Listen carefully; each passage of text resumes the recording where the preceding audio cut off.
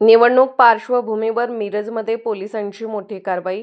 सराईत गांजा विक्रेत्यावर छापा. 2 किलो गांजासह 1 लाखाचा मुद्देमाल जप्त.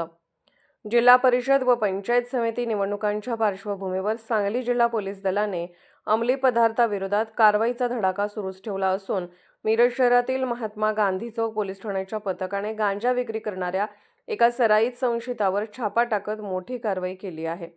या कारवाईत 2 किलो वजनाचा तयार गांजा माल व मोटरसायकल असा सुमारे 1 लाख रुपयांचा मुद्देमाल जप्त करण्यात आला.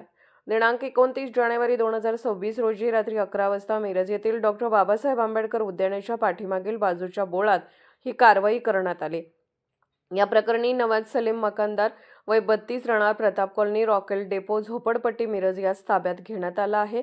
त्याच्या विरोधात गुंगीकारक औषधी द्रव्य व मनोव्यापारावर परिणाम करणारे पदार्थ अधिनियम 1985 अंतर्गत कलम 8 क 20 ब 2 ब 22 ब अन्वये गुन्हा दाखल करण्यात आला आहे. भारत सरकारच्या नशामुक्त भारत अभियान तसेच आगामी निवडणुकांच्या अनुषंगाने सांगली जिल्ह्यात अंमली पदार्थाच्या विक्री व वितरणावर कठोर कारवाई करण्याच्या सूचना पोलीस अधीक्षक श्री संदीप घुगे, अप्पर पोलीस अधीक्षक श्रीमती कल्पना बारवकर व उपविभागीय पोलीस अधिकारी श्री प्रणिल गिल्डा यांनी दिल्या होत्या.